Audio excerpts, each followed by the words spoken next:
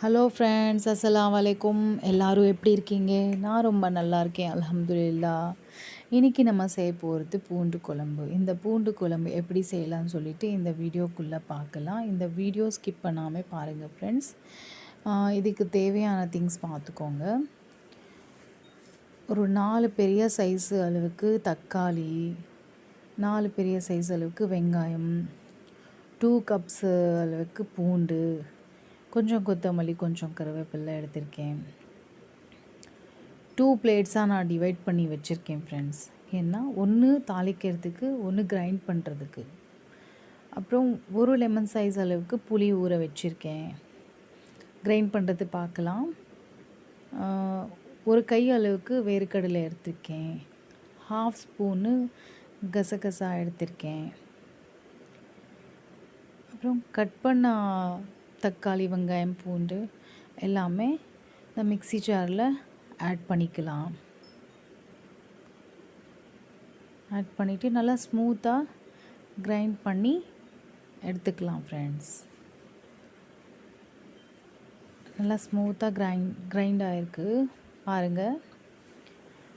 வாங்க குக் பண்ணுறது ஸ்டார்ட் பண்ணலாம். ஒரு பேன் எடுத்து வச்சுக்கோங்க ஃப்ரெண்ட்ஸ். ஒரு 5 or 6 டேபிள் ஸ்பூனு ஆயில் போட்டுக்கோங்க. கொஞ்சம் அதிகமாக போட்டாலும் பரவாயில்ல. ஒரு ஸ்பூன் அளவுக்கு கடுகு போட்டுக்கோங்க. இப்போ இன்னொரு பிளேட் எடுத்து வச்சுருக்கோம். வெங்காயம், தக்காளி, பூண்டு அதை இப்போ யூஸ் பண்ணிக்கலாம். அதுலேருந்து பூண்டு போட்டு போகிறேன். பூண்டு போட்டுட்டு ஒரு 1 ஸ்பூனு சீரகம் போட்டுக்கோங்க. போட்டு நல்லா மிக்ஸ் பண்ணிவிடுங்க.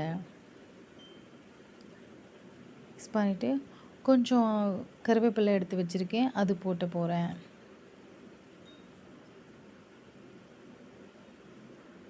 நல்லா மிக்ஸ் பண்ணிவிட்டு கொஞ்சம் கலர் சேஞ்ச் ஆகணும்.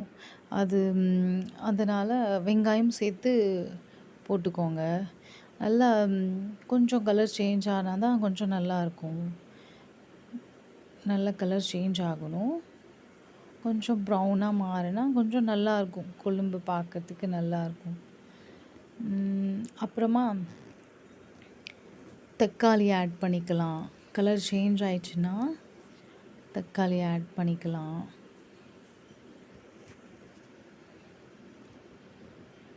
தக்காளி ஆட் பண்ணிவிட்டு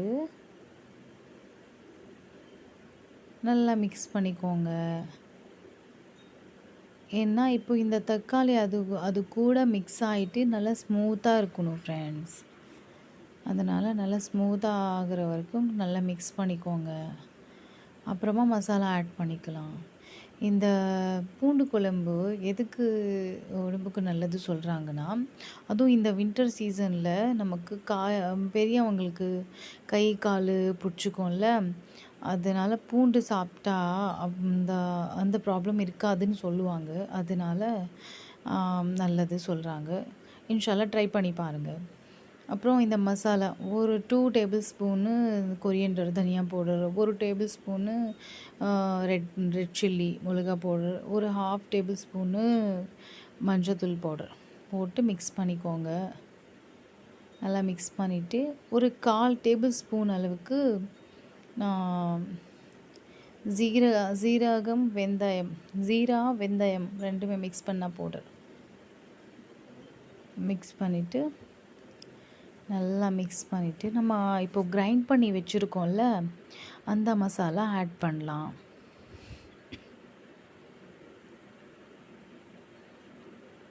இது ரொம்ப ஃபுல்லாக பிளாக் ஆயிடுச்சு, ஏர் பிளாக் ஆயிடுச்சு. அதனால் ஃபுல்லாக எடுக்க முடியல. நல்லா திக்காக இருக்குது.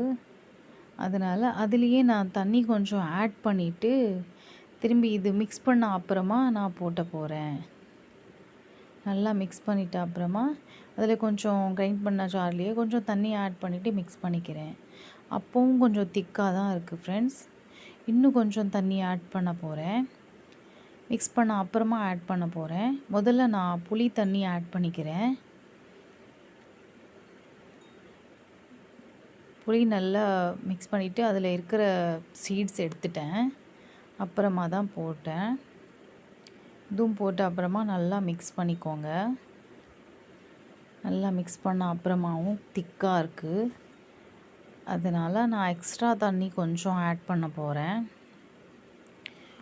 ஒரு 1 கிளாஸு இல்லை 2 கிளாஸ் போட்டுக்கலாம்.